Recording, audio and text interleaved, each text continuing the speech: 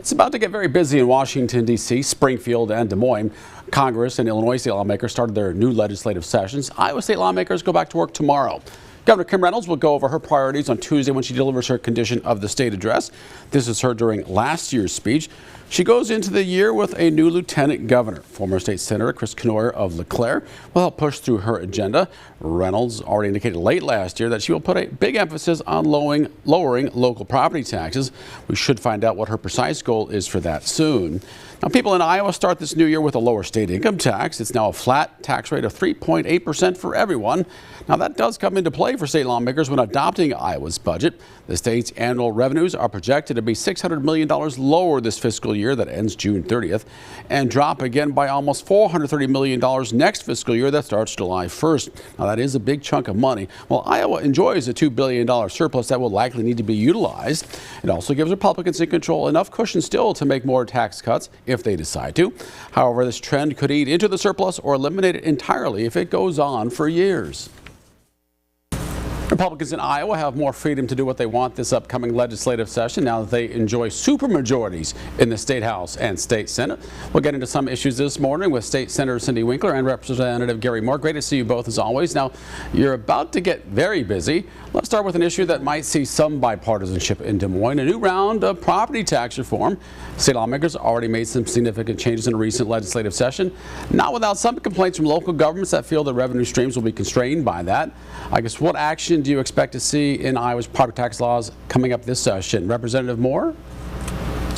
Thanks, Jim. Good to be with you today.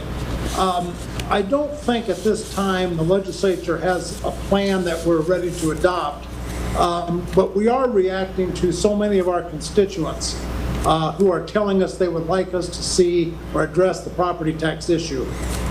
So many of our citizens are concerned about their property taxes keep going up year after year after year, particularly our retired senior citizens whose pensions might not increase, but their property taxes go up, and they're concerned, frankly, about being able to stay in their homes.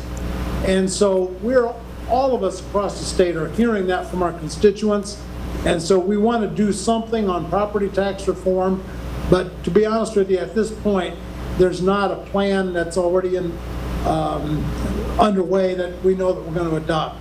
We're going to have a lot of discussion and openness on it. We want to hear from all parties, but it's an issue that's on the minds of our constituents, and so it's something we hope to address this session. Senator Winkler, do you see specific areas that this does need to be addressed, considering there are concerns out there? And there was widespread bipartisanship last time on this issue. There was, and one of the issues that we all supported was the fact that property taxes were frozen for individuals over 65. There was a homestead exemption, additional one, and we need to address it. I'm waiting to see what they have in mind. As a minority party member, in many cases, we're one of the last ones to know what the plans are, but happy to work in a bipartisan way and meet the needs of Iowans.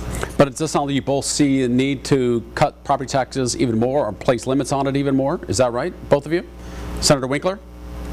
I'm not sure about cutting. Adjusting might be the way to go. I know that there are individuals that are concerned about some of the voted funds that local governments had initiated, and those voted funds, the challenge of funding those has become very clear, our libraries being one of them. And so I think we need to have conversations about what the expectations are of local government, what services citizens expect to receive, and how we are able to provide those. Representative Moore, do you expect to see further reductions in property taxes overall, though? Jim, I don't know that we're, again, there's no plan that's been adopted. I would be satisfied, quite honestly, for even slowing the growth of property tax increases. I recognize that local governments, cities, counties, school districts have responsibilities to provide services to the constituents. So I would be happy with just slowing the growth of that. I don't know at this point that we can expect to reduce property taxes immediately, but certainly that would be hopefully a goal over the long term.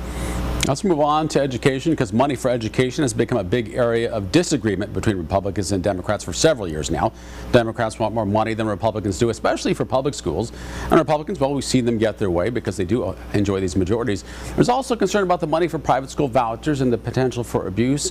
How much of an increase do you think there will be for public schools this year? And what do you think about the issues being raised regarding private school vouchers since their implementation? Senator Winkler, what kind of increase in spending do you expect to see? Well, I think that in the past we have not funded our schools at the rate of inflation, and that's a very important issue. They cannot continue to provide the services that we expect, the quality education that we want for our children to receive when they have limited funds.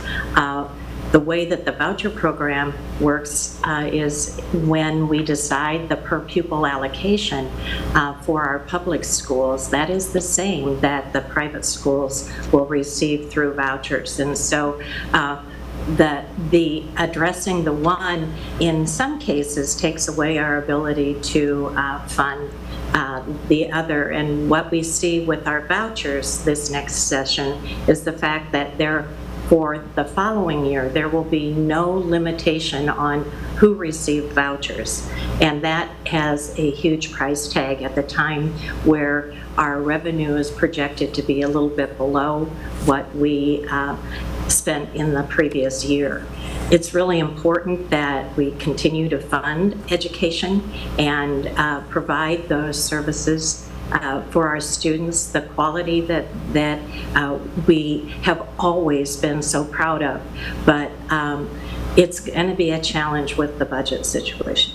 Representative Moore, what do you think about money for education, that additional spending that does more to keep up with the rate of inflation? Well, I believe, Jim, I'm quite confident we will increase funding again this year for education in Iowa. 55% of our state budget goes for education, and that's K through 12 public education, private K through 12, community colleges, universities. So education is the #1 expense or priority of the Iowa state government, and it will continue to be. Currently, the legislature funds roughly $7,830 per student in through 12 public or private schools. I expect that will increase next session. In fact, we're just starting to put together the budget for next year. So I don't think there's any concern about increasing funds for K through 12 or education as a whole in Iowa. We will increase it. The question is, what we're starting to look at right now is how much will that be? Yeah, it's always about the percentage increase is what we're trying to narrow down here. All right, immigration policy. Now, policy regarding elections figures to come up for debate this session.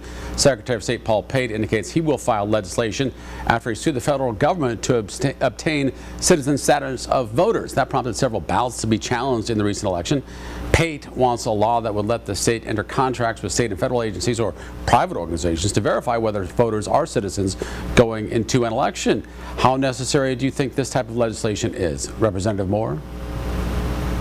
Well, I think voter integrity is a priority for all Iowans. And I think we will seriously look at any proposals the Secretary of State has about voter integrity, making sure that people who vote are citizens. So we'll certainly take a serious look at any proposals he has, as well as proposals that come from other legislators.